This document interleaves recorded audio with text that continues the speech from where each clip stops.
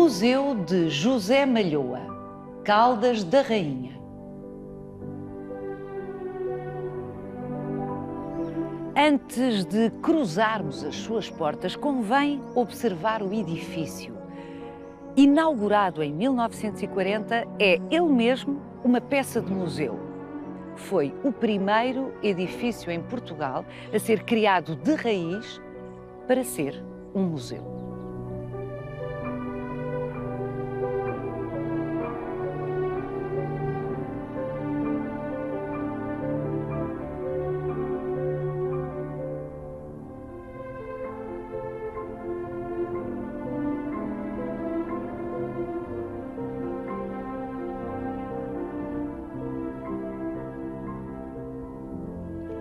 O Museu de José Malhoa nasceu, formalmente, em 1933 por despacho ministerial, mas é em todos os sentidos um museu de matriz regional. Foi iniciativa de uma figura da elite caldense e a sua coleção começa com a doação de obras de artistas com ligações profundas à cidade.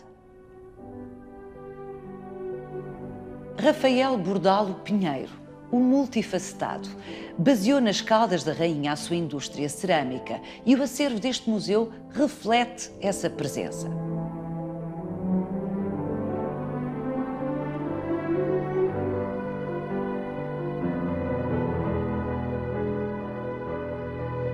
Mas é José Malhoa que dá o nome à casa, e a casa concentra o maior número de obras do pintor.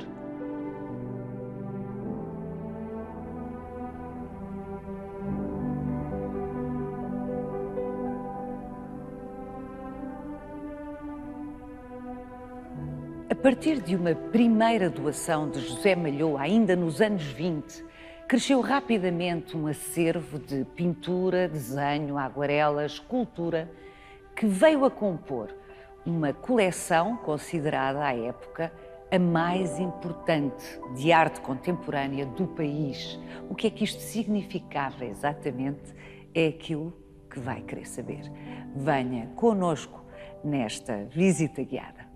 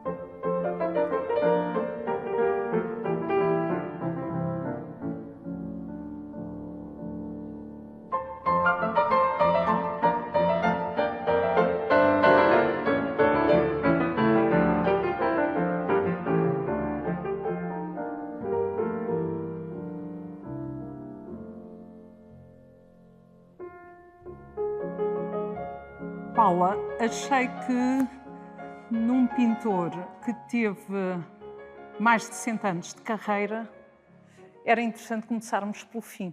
Este quadro, que se chama As Promessas, e que ele pintou no último ano de vida, mais de 80 anos, e que está datado e assinado por ele 1933, ano de morte dele.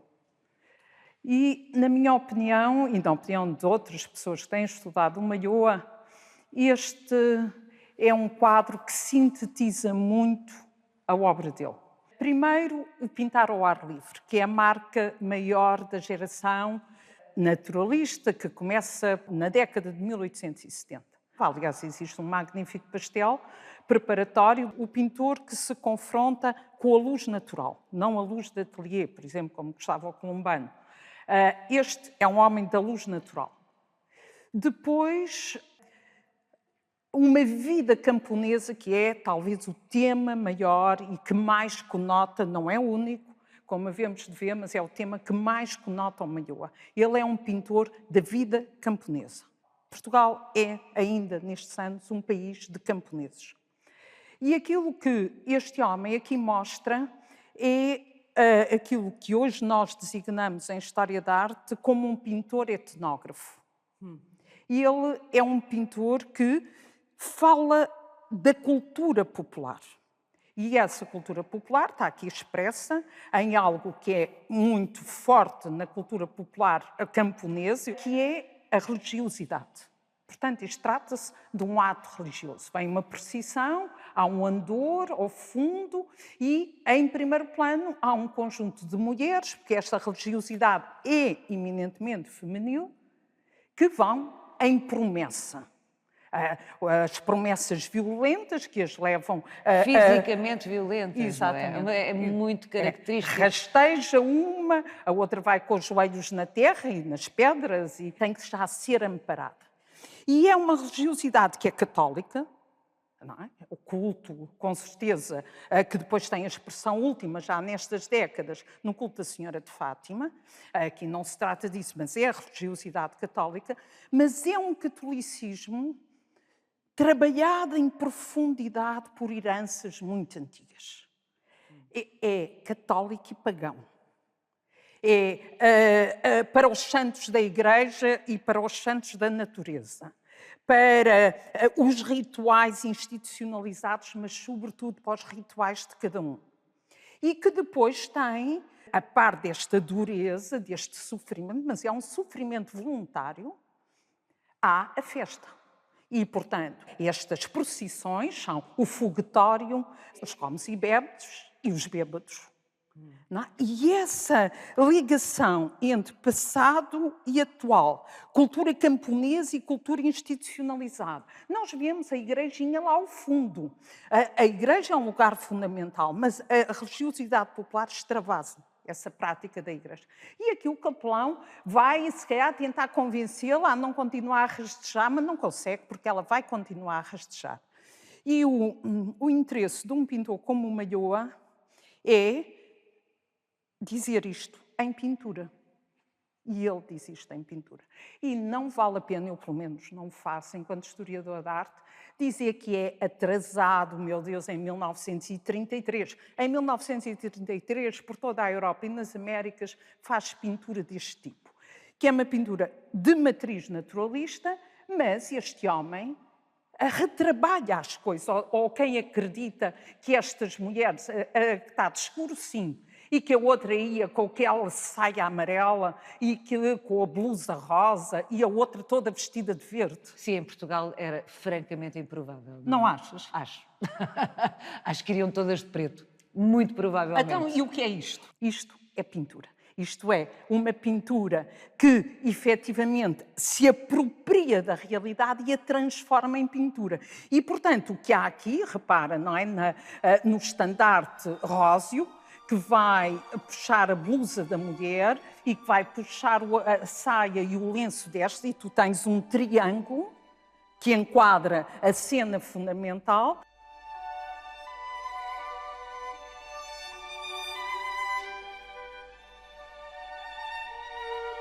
Há outras coisas, há aspectos muito mais urbanos e muito mais elegantes. Aqui, por exemplo. Ele não está a fazer um retrato, nem tem o nome.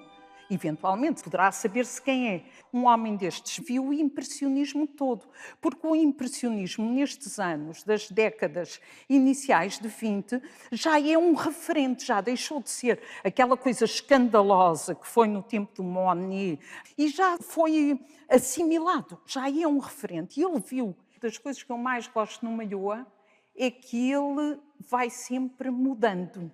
E chega, é mesmo daqueles velhos que sabem bem, porque eu acho que a melhor pintura do Malhoa é a pintura do Malhoa velho.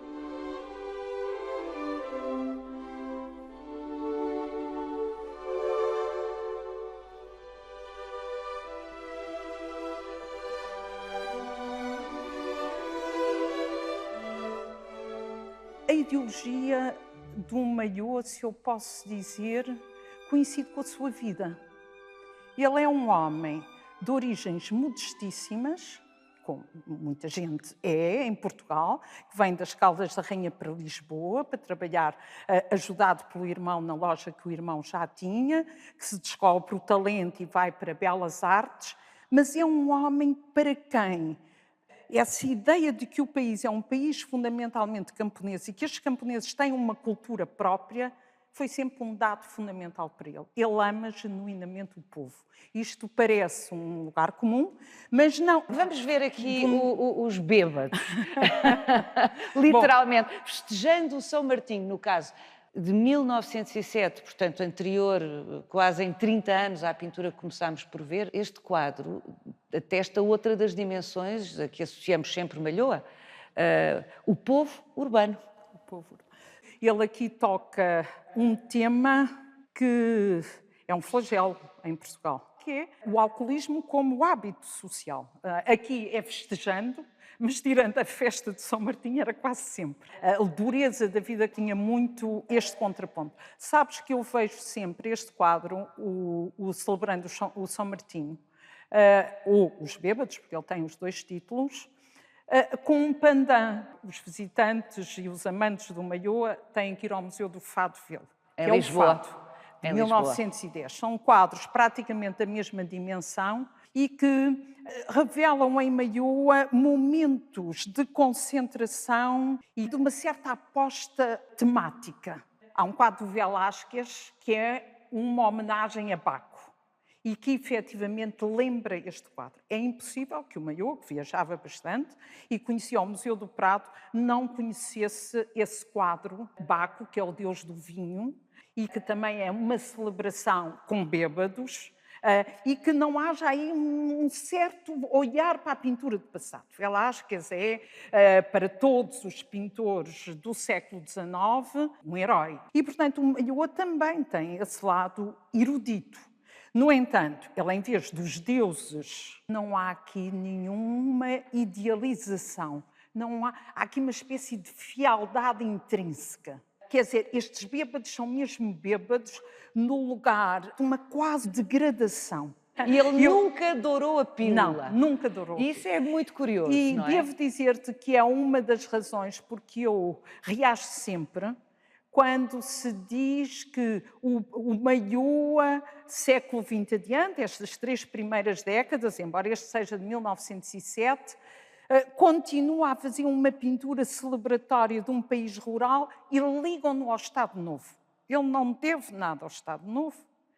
E mais, ele não era um pintor amado pelo Estado Novo, porque o povo dele não é um povo maquiado, nem é um povo obediente, nem é um povo submisso, nem é um povo domesticado, feliz, nem domesticado. É povo, tem excesso, que incomoda sempre um bocadinho.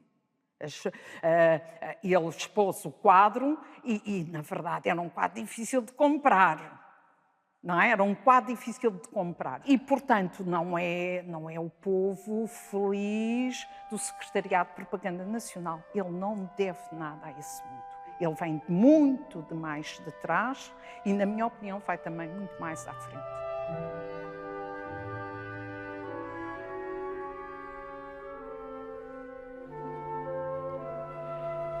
Raquel Henriques da Silva, esta é a maior tela que alguma vez o Malhoa pintou? Era uma grande tentação para os artistas o grand morceau, porque falava-se francês. Portanto, a grande pintura, o grande pedaço de pintura. E, normalmente, na hierarquia académica das artes, ainda era a pintura de história. Este homem era muito orgulhoso e muito cheio de vontade de se pôr sempre à prova. Em 1891, o Malhoa já tinha perdido 2 vezes o concurso de pensionado do Estado para ir estudar para a França, que é um concurso muitíssimo importante. E que foi uma bolsa, não é? E que foi fundamental para estes artistas. Os primeiros que os tiveram foi o Silva Porto, o Marcos de Oliveira, e depois tiveram outros. Havia poucas bolsas. Por exemplo, o Columbano também não consegue a bolsa, também perde. o Malhoa ficou doente de perder essa bolsa, até tomou a decisão de deixar de pintar, mas depois regressa em grande e apresenta esta peça, o último interrogatório do Marquês de Pombal. Não fez por menos. E que teve uma reação muito má da crítica, dos júris, da recepção, a acharem que, muita injustiça na minha opinião, que o Malhoa não era um pintor de história. Que o Malhoa era o pintor do povo, era um pintor da vida popular. E, portanto, atrever-se a querer ser outra coisa nunca daria bom resultado. A partir dele estava marcado. E, na verdade, este homem, com esse orgulho que tem, com esse sentimento profundo da injustiça que lhe é cometida, faz uma coisa muito interessante. Ele próprio assume que ainda bem que perdeu as bolsas. Ainda bem que não queriam que ele fosse um pintor de história. Porque essa foi a condição dele ser um pintor português. Portanto, ele teve a inteligência de transformar aquilo que poderia ser vivido como uma decepção, uma falha, não é? Teve a inteligência de transformar isso numa vantagem. O Malhoa resolve a vida dele sem mágoa absolutamente nenhuma. Tem um traço que toca num contemporâneo dele, com quem ele tem muitas afinidades, parecendo que não, que se chama Rafael Bordal Pinheiro. E que tem um traço raríssimo nesta geração, que é a geração dos vencidos da vida, não nos esqueçamos, e dos suicidas. Ele é visceralmente otimista.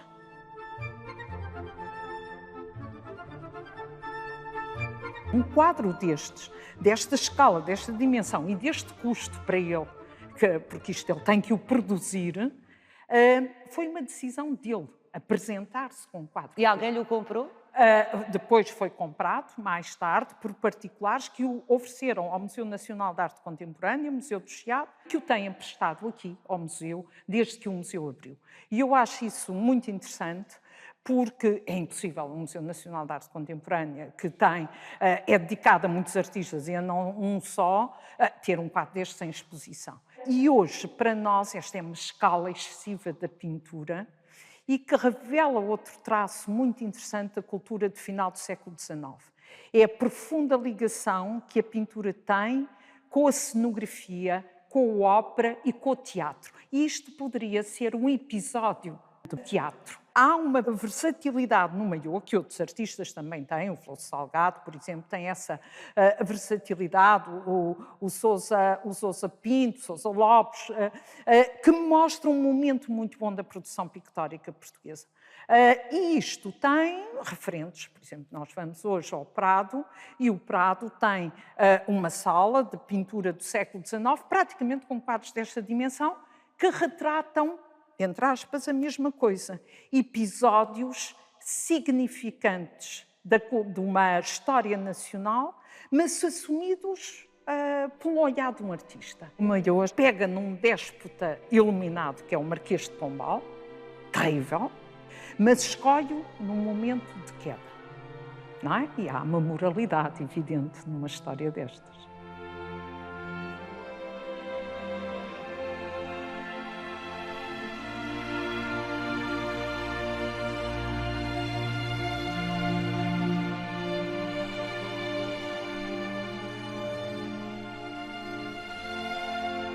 Raquel, apesar das origens modestas, o Malhoa acabou por viver muito confortavelmente, não é? Até porque tinha uma clientela que lhe encomendava peças destas. Ele teve ótimas encomendas e esta pintura evoca um lado muito pouco conhecido do Malhoa, e que é muito interessante estar aqui no museu, que é a pintura decorativa.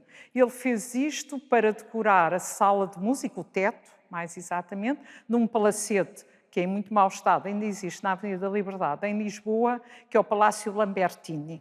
E ele fazia isto com muito gosto, e eu costumo considerar que é interessante que num país onde, apesar de tudo, ser artista não era uma coisa fácil... Não era e não é. E não é, podemos dizer. Eles, na verdade, conseguiam, ele, o Malhoa, outros companheiros dele, do Grupo do Leão, da geração seguinte, viver da arte. Ele geriu muito bem a carreira dele. A primeira vez que ele fez dinheiro a sério foi ele e muitos outros aconteciam mesmo, mas com ele foi um sucesso fulgurante, quando foi expor pela primeira vez, convidado pela comunidade portuguesa ao Rio de Janeiro, 1906. Já está a viver na Casa Atelier, que depois viria a ser a Casa Museu Dr. Anastácio Gonçalves, prepara um conjunto vastíssimo de dezenas de obras que leva. Curiosamente, por exemplo, a Rainha Dona Amélia, que simpatizava muito com ele, vai visitá-lo e ver os quadros que ele vai levar para o Brasil. Ele lá vai, a exposição corre muitíssimo bem e ele escreve à sua Dona Júlia, à sua mulher, que ele amava imenso, uma relação muito forte, e escreve-lhe uma carta em que diz isto: sabes, parece que estamos ricos. Se mais tivera trazido, mais tinha vendido. E ainda hoje há, no Museu de Belas Artes do Rio de Janeiro, um conjunto muito interessante, nomeadamente um quadro de grandes dimensões maravilhoso, que é as Cócegas.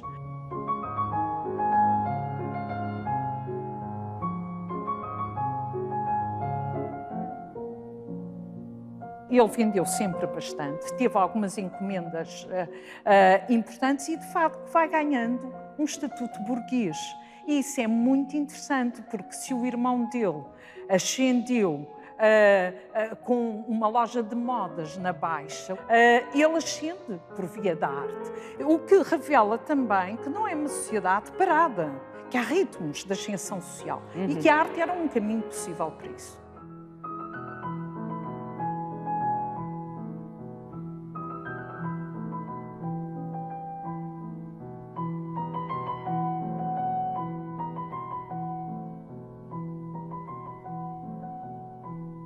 Raquel, vai desculpar-me, mas eu não consigo deixar de achar que esta pintura de Dona Leonor, do José Malhoa, é das coisas mais kits que eu vi na pintura portuguesa. Devo dizer que durante muito tempo tinha exatamente a mesma opinião que tu. E, portanto, admito que haja aí um fundo de verdade.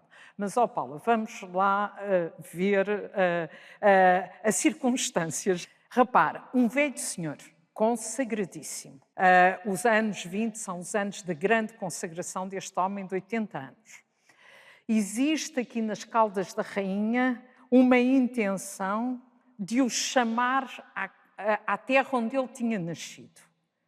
E um homem importantíssimo, António Montes, resolve convidar o Malhoa uma figura para fazer... da elite local, Sim, da elite caldense. Exatamente, e muito empenhado na afirmação da cidade, chamaram uma figura para celebrar essa glória maior, de certo modo fundadora das Caldas, que é a Rainha Dona Leonor, pela forma como ela cria o Hospital Termal e a Igreja do Popolo, que é uma igreja riquíssima e poderosa, numa época áurea da história de Portugal, que é o reinado de Dom Manuel. O Malhoa aceita e apresenta isto. Eu não sei se o António Montes não pensou o mesmo que tu. Será? No entanto, receberam muito bem o quadro e tu repara a ousadia deste velho senhor. Há pouco eu disse-te que ele escolhe mostrar o Marquês de Pombal derrotado. E ele aqui mostra a jovem, poderosa e bela. E ela tinha esses atributos, na época diz isso. Portanto, ele não quis mostrar a rainha envelhecida, caída pelo poder, cheia de responsabilidades, religiosa, quis-lhe dar carne. Dá-lhe um bocadinho de carne, Paulo. Pois é essa parte. E o vestido dourado, não, e o olho azul. Sim, aquela... eu acho que há aqui, diz lá se não... uma espécie também de regresso à infância, que é uma coisa interessante.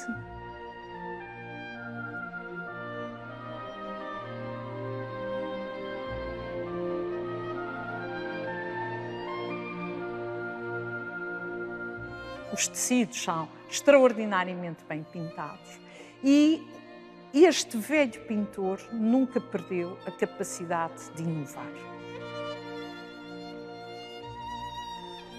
Este quadro funciona como uma espécie de selo num contrato de amizade e num contrato cívico.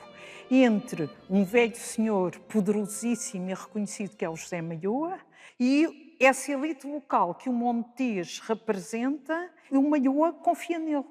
Um jovem influente, importante, dentro do ideário mais interessante da Primeira República. É muito importante perceber-se isso, porque este museu só vai ser inaugurado aqui, neste edifício, em 40. Mas ele não é um projeto de Estado Novo.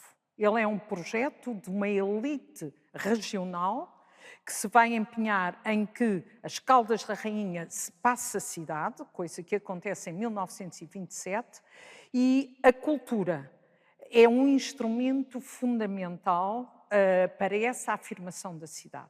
Pelo seu passado, ligado à rainha, e pelo seu presente, ligado a duas grandes figuras, José Malhoa e Rafael Bordal Pinheiro.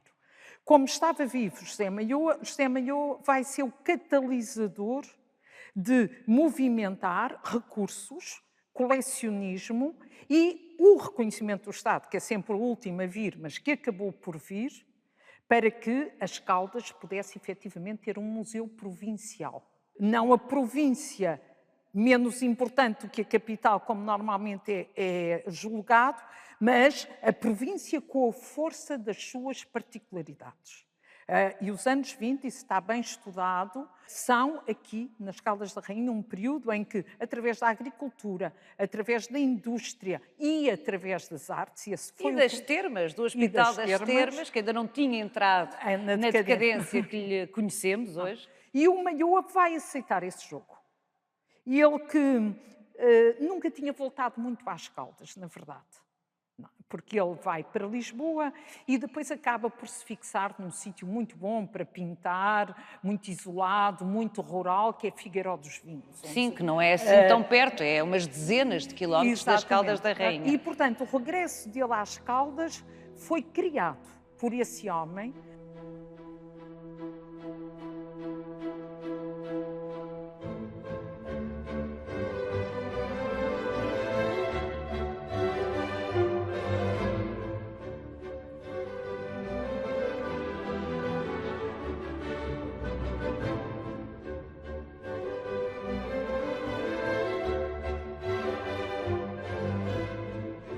Raquel, aqui estamos na chamada Sala dos Naturalistas. Em Lisboa, esta geração dos primeiros naturalistas, como lhe chamam José Augusto de França, é representado pelo chamado Grupo do Leão. O Grupo do Leão reunia-se numa cervejaria boémia da Lisboa da época, ali próximo do Rossio, na rua 1º de Dezembro, e o dono da cervejaria, onde os artistas, também literatos, se reuniam, teve a ideia, em 1885, de pedir aos artistas, pagando-lhes, que fizessem quadros para decorar a sala. É então que o colombano Bordal Pinheiro, um dos do grupo, faz o quadro, que está no Museu Nacional de Arte Contemporânea, chamado O Grupo do Leão. Fazem também, ao longo da década e depois no início dos anos 90, as chamadas exposições dos quadros modernos. E é um momento de grande atividade de trabalho, de ensino na escola e de vendas. É quando esta geração se define.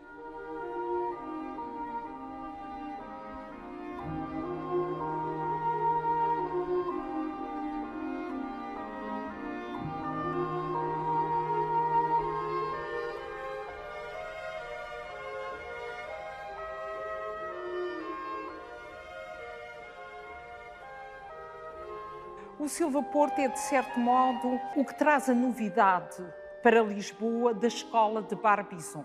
Portanto, um movimento naturalista francês que já vem da década de 1840 e que ele, com o Marcos de Oliveira, na década de 1870 e no final dessa década estão instalados em ensinar em Lisboa e outros no Porto e reúnem esta gente à volta. O Malhoa é um bocadinho mais novo, não muito, mas um bocadinho mais novo. E não esteve em Paris. E não esteve em Paris. Nessa altura estava a começar a pensar candidatar-se e falhará.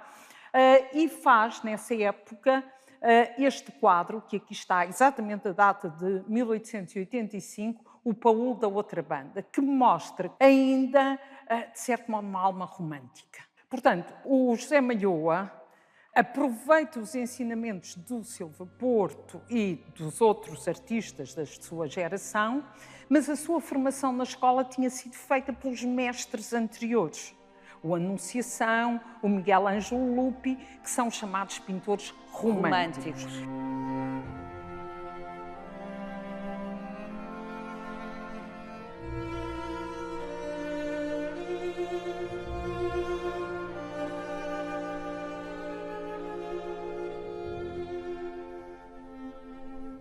Ele depois vai aproximar-se da paisagem, das pessoas, dos cheiros e captar esse naturalismo que, afirmado nos anos 80, é, até à década de 1930, quando ele morre, a pintura contemporânea portuguesa. O Silva Porto chega a Lisboa em 1879. O naturalismo está a ser largado, de alguma forma, como tendência em França, desde os anos 70, o início dos anos 70. Quando ele traz esta tendência de Paris e influencia com isso os pintores seus contemporâneos, já passou de moda em Paris.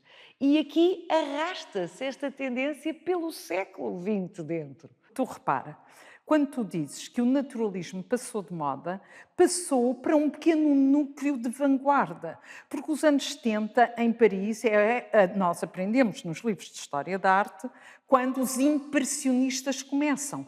Mas isso é um movimento absolutamente minoritário. A pintura francesa que tu vês no Salon e que vês nas exposições pela Europa toda e nas Américas, é a pintura ou histórica, ou de valores religiosos, ou o retrato, ou o naturalismo. O naturalismo é efetivamente a linguagem comum.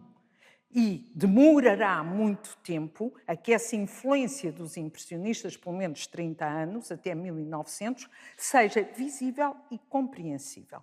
Portanto, o problema é comparar aquilo que são movimentos de vanguarda com movimentos dominantes. Repara, na geração de 1900, quando estes se reivindicam como pintores contemporâneos, estes desta geração, está o jovem Amadeu, com 20 anos, em Paris, a dizer que eles são uma retaguarda atrasada.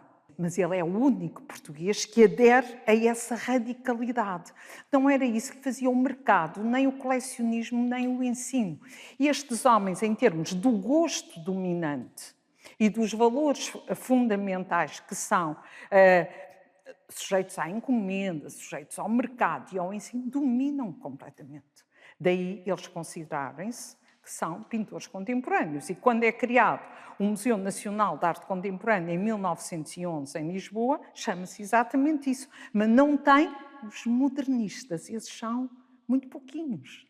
São tão pouquinhos, Raquel, que eu até me permitia dizer que se tomássemos como critério o gosto dominante dos compradores, provavelmente este continuaria a ser um museu contemporâneo. Eu acho que já não completamente, mas foi durante muito tempo. Essa questão do que o meu mestre, José Augusto de França, designava por um atraso nas práticas artísticas em Portugal, porque é que não existe a partir de 1960? Porque hoje essa questão não se põe.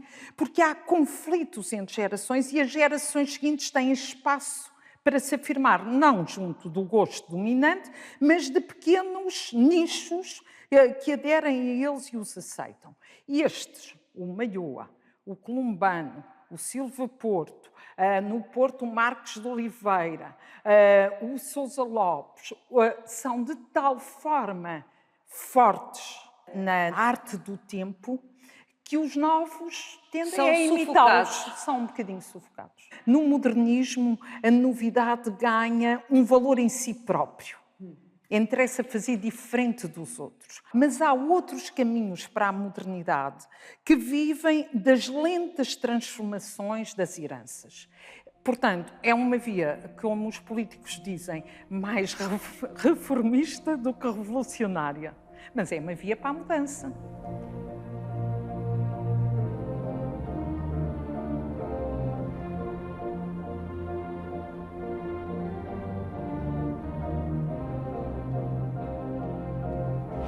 Raquel, eu devo dizer que a primeira vez que vi aqui ao Museu José Malhoa, fiquei completamente perplexa com esta obra de Rafael Bordal Pinheiro. Quer dizer, entre todos os artistas, era o último de quem eu esperava uma representação como esta, monumental, da Paixão de Cristo.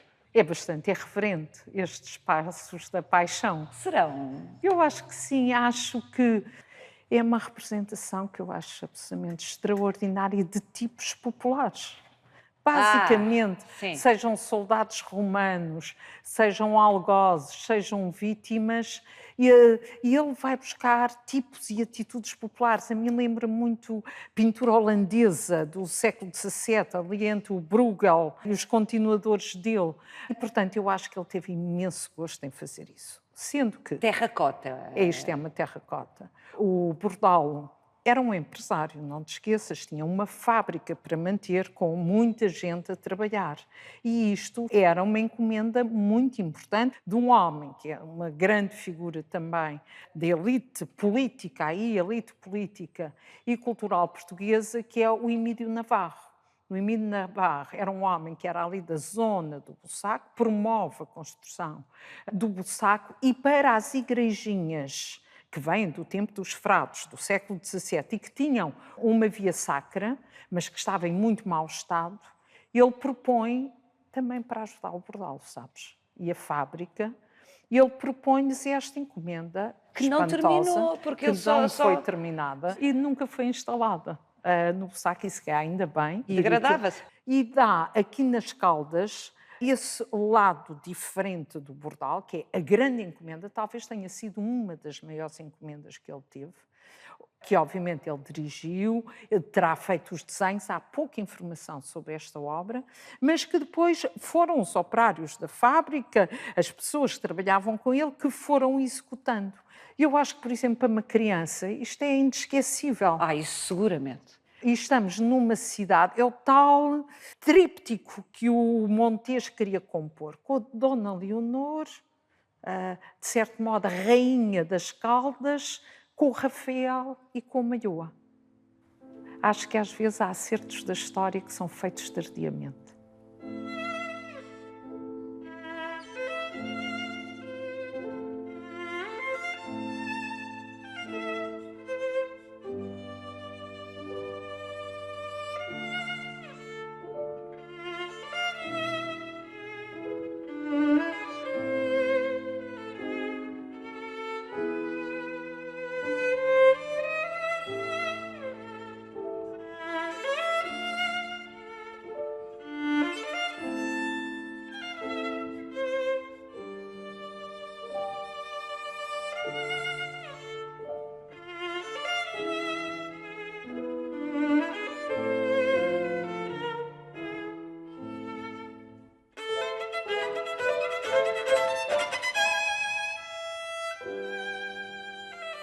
Raquel Henriques da Silva, a exceção é esta sala, que é um acrescento ao corpo original, ao projeto original do museu.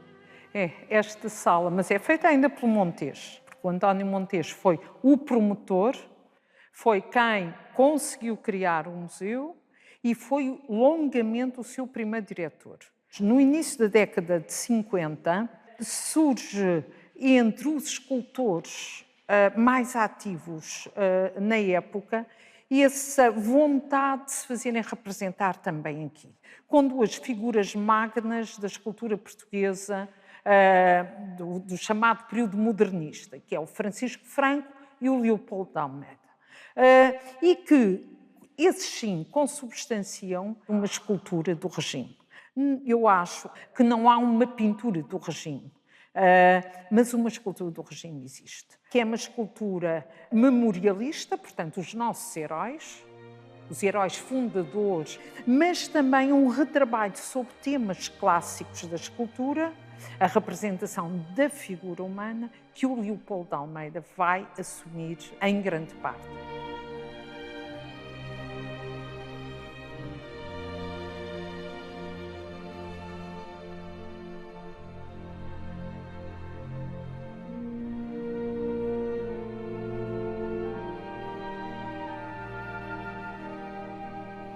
António Montes não teve apenas a visão de encomendar um edifício de raiz pela primeira vez, com o objetivo de fazer desse edifício a casa de um museu, capaz de ser ampliado, portanto, esse edifício com capacidade para ser ampliado, desenhado tendo isso em vista, mas fez com que a coleção do museu se expandisse para os jardins, o que é uma coisa também é uma novidade. Também é uma novidade. O Museu Nacional de Arte Contemporânea do Diogo Macedo, dirigido por Diogo Macedo, um pouco antes faz aquilo que se designa o Jardim das Esculturas, mas é um espaço morado, muito pequeno. O Montes teve essa ideia, que é uma ideia muito moderna na Europa do tempo, com exemplos em países nórdicos, nomeadamente, que é levar o museu do para o ponto de vista jardim. da escultura para o jardim. Para o jardim. Vamos até lá. Vamos até lá, Paulo. É que este museu, como dizia a Raquel, é essa espécie de triângulo, Rainha Dona Leonor, Bordal Pinheiro, Malhoa, que dá o nome ao museu, mas quem constrói o triângulo, quem constrói isto tudo foi António Montes e os seus arquitetos.